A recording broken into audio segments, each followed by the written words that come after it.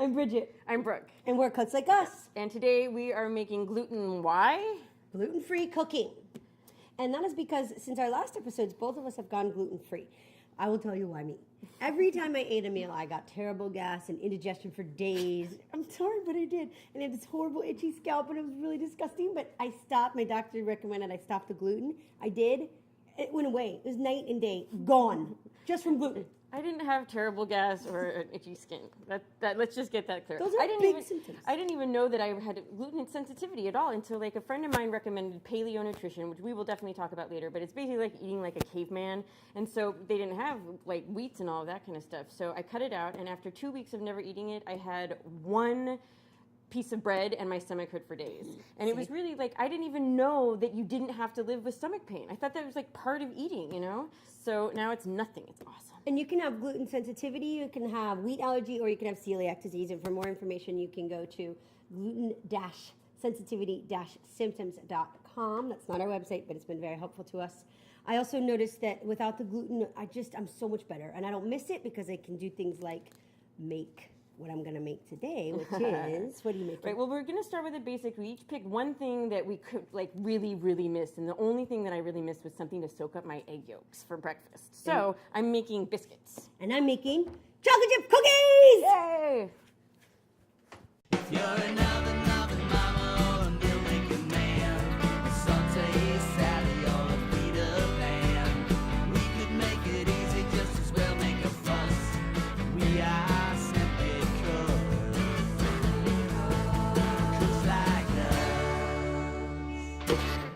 First thing, preheat the oven to 375. I'm going to try this Bob's Red Mill gluten-free flour, which consists of garbanzo flour, sorghum flour, and fava bean flour. Add 1 2/3 of a cup. To that I add half a teaspoon of baking soda, half a teaspoon of salt. Now, this is the trick when you're gluten-free baking. It's called xanthan gum. It's a vegetarian, it's like a gooiness. So when you're missing the gluten, this makes your cookies stick together.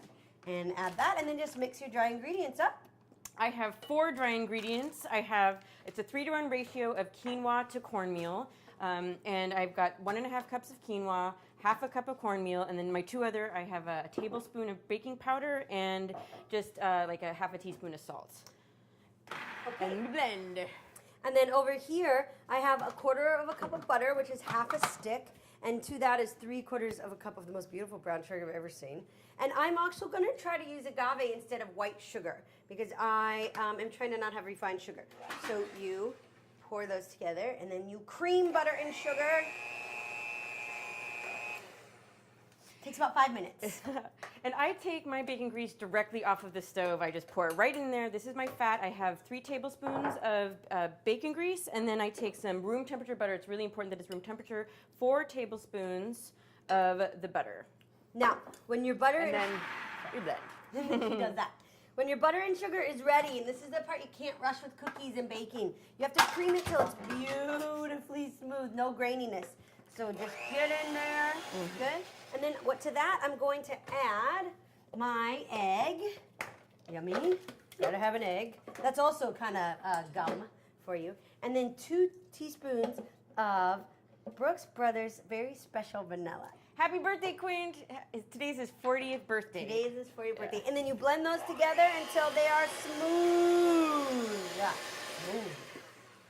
And I mix up my pre-mixed wet and dry, and then I add in real coconut milk. And you got to make sure to really shake it. Don't use any of the stuff that they like pretend is milk. Just use like Asian coconut milk. It's delicious, and it's kind of got a nice thick flavor. I put in 2/3 of a cup of the milk, and then mix. And then I'm going to add my butter and sugar. It tastes like caramel. And the reason it's such that beautiful color is because it's got the agave and the dark brown sugar. Now, agave is very sweet, but I find that it bakes away. So I just add the same amount as it says to add white sugar. But it tastes so much better. You will get darker cookies, though. Then you mix the wet and dry, and then about half a package of chocolate chips, Ghirardelli for all the lovers of chocolate. I'm only making 2 dozen, so it's not a whole package of chips. Mix it all up. And mine will get kind of sticky like a dough, and I just use my hands and I form it. I like mine kind of flat because then the egg sits on it better. Throw it on there. And you just mix this up. And everybody knows how to make cookies, I think, but These are special because they're gluten-free and they're white sugar-free. And my brown sugar is as close to good as you can get. Okay. Yeah, and then I'm you already done. drop it on to the cookie sheet. And it's so messy because the agave is a bit thin. Yum. 375 degrees. We're not showing them come out of the oven. There we go. Yum. Cheers. Mmm. It tastes like a little loaf of cornbread. It's Yeah. perfect for soaking up egg. I can't tell you, this does not, they're darker because of the agave. I don't miss the gluten at all. You want to try? Oh, I love, yeah, thank you. Mmm. Right? Yeah, you miss it's the really good. gluten? I'm Bridget. I'm Brooke, We're cooks like us. and we're not professionals. And we're trying everything at home. You're another mama or a meal making man. A saute salad or a Peter Pan. We could make it easy just as well make a fuss. We are